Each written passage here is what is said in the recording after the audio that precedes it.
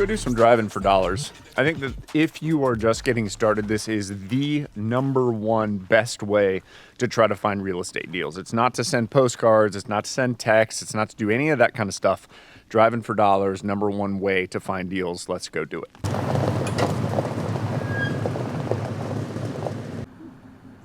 Couple of really subtle small things that I'm noticing about this spot here.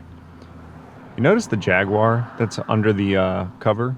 Like it's beat, it's just sitting there, and it's not up on blocks, not being taken care of. But you see on the porch, another thing that gives me an indication that there may be something going on with this property is the fact that there's a wasp nest that's on the porch that probably has 50 wasps on there. But the truth is, I wouldn't want to buy in this area. After driving through this little neighborhood, I don't see a lot of upside. So it doesn't really matter in this entire neighborhood that I just drove through, this entire segment, the quality of houses that I'm seeing, I just don't want to actually own anything over here, even as a rental. Like, it may cash flow fine, but it's just not, I think, the upside, which is ultimately what we're looking for, as well as cash flow and rents. I want the area to be able to grow.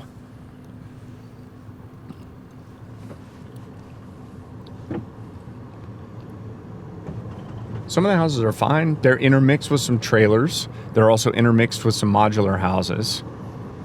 But as you dig into this, the neighborhood is really segmented as well. There's one way in on the east side and one way in on the west side. This was designed to serve these businesses that are up here.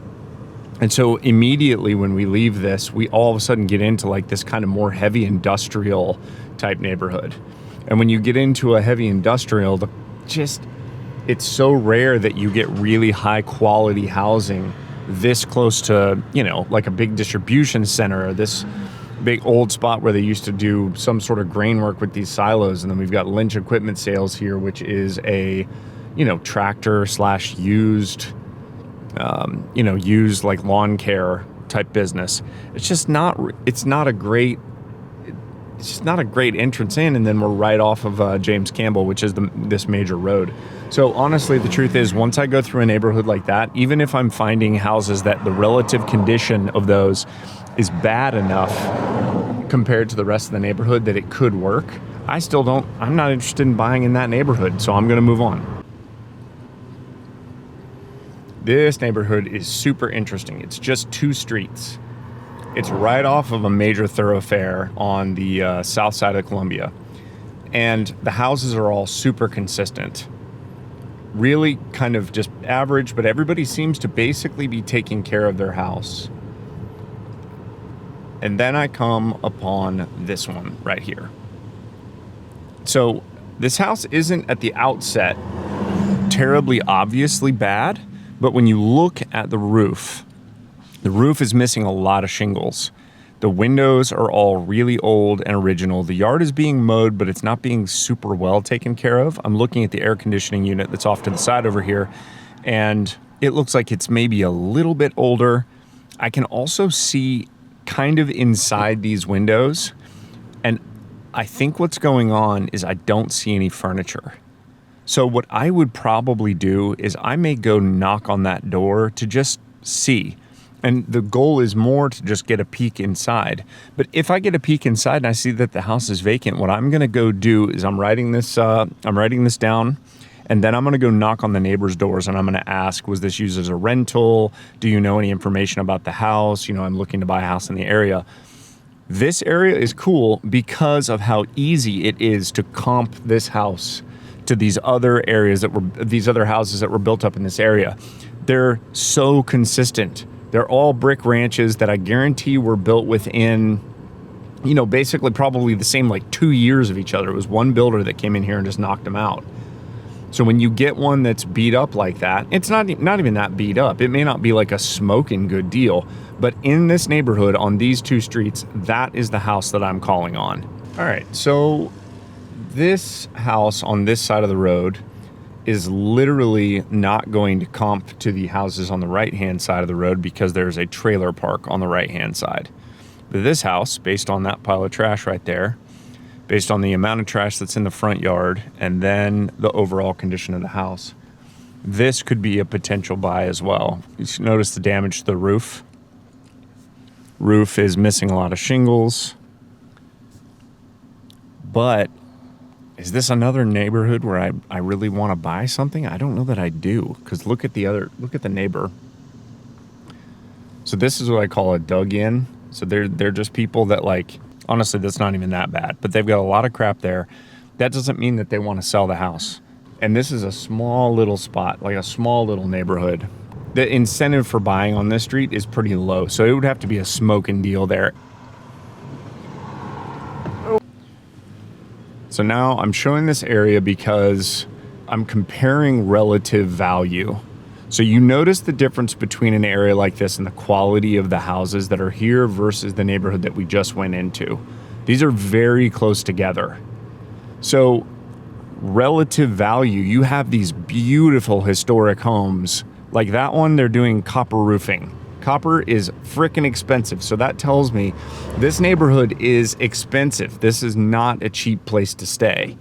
So relative value, I'm looking for the worst house on the block in a considerably better neighborhood. That house may actually end up looking like it's in better shape than the one in the neighborhood that we just went through. Like, it may be that in a neighborhood like this, what we're actually looking for is a house that's just smaller than all the other ones. And then it's expanding or paying to, blow that house up, make it a big 2-story if it's not already. So relative value is very, very important. And in some areas, it's literally street to street. Now, this is an interesting one. They're doing some work, but like there's a beat up Impala that was over on the side in the driveway. But this one may be one that's worth doing a little door knocking. Again, relative value.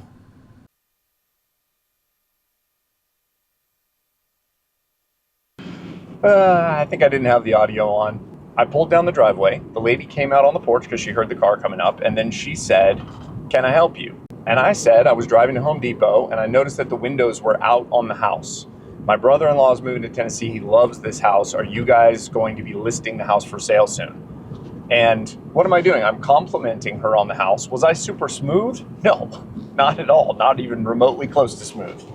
But what I'm doing is complimenting her on the house, letting her know that I think the house is beautiful. And her response was a very curt and slightly angry, "No, this house will never be sold."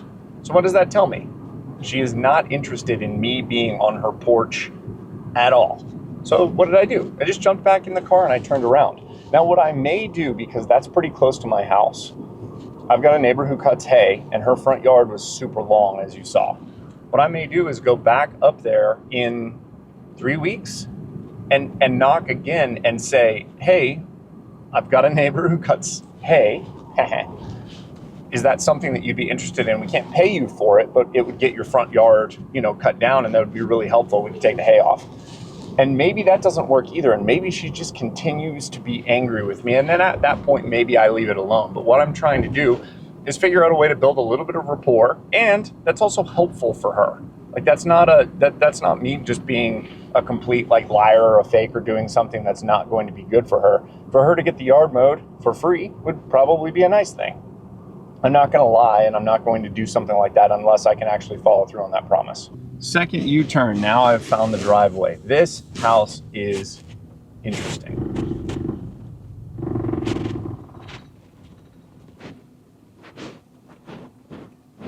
By the way, this is one of the reasons to not have a super, super nice car. Look at this. I'm mowing the lawn for them. I'm doing them a favor. I literally can't get out of the car. Like, if I get out, I'm just going to be completely demolished by bugs. The bush around here is waist high. This is a mobile home that I noticed got set a couple years ago. Literally, it's been like a couple years, and there is a jungle growing in the front yard. Everything is 6 feet tall. It's insane. It's a nice, newer Clayton home. It's got a little bit of Hardy on the front. So you've got the temporary electric panel that's hooked up. This is that overhead right here. and they don't have permanent service on the house. Now, I don't know what the heck is happening, but I've been wanting to do something with this one for a while. So what I'm going to do is add this to the list. There's no need for me to try to go in because, like I said, I don't want to get some sort of jungle malaria disease. But what I'm going to do is add this to my list to go home and do some research. So I write down the address, go try to find the owner and solve a problem for them. And the problem that I'm trying to solve for them is, why did you do this? That's basically it. It's not rocket science. The more difficult part is the follow-up and making sure that you're actually finding the owners of the house. And that is a little bit more difficult, truthfully. And you'll have to figure out in your area which ways work the best. But ultimately, you have to find out who owns that house. If you have to go knock on the neighbors' doors, and I understand that door knocking is uncomfortable, but the truth is, if you go do it once for one day, you will realize that overall, it's not that bad. And if I told you that you were going to make like 100 grand in a year if you just committed to doing this 3 hours every week, where you were literally going in and you were tracking your time, you were tracking the neighborhoods using some sort of tracking app, which there are plenty, by the way. I can't even recommend one because there's so many driving apps that will track where you've gone.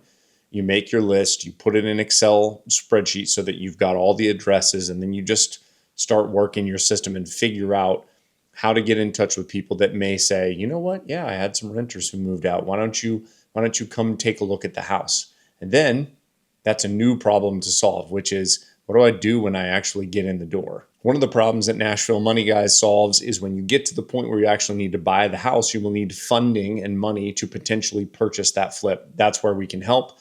If you're at that stage or you're an experienced flipper, please check us out, NashvilleMoneyGuys.com. My name is Brandon McDonald. Thanks for watching.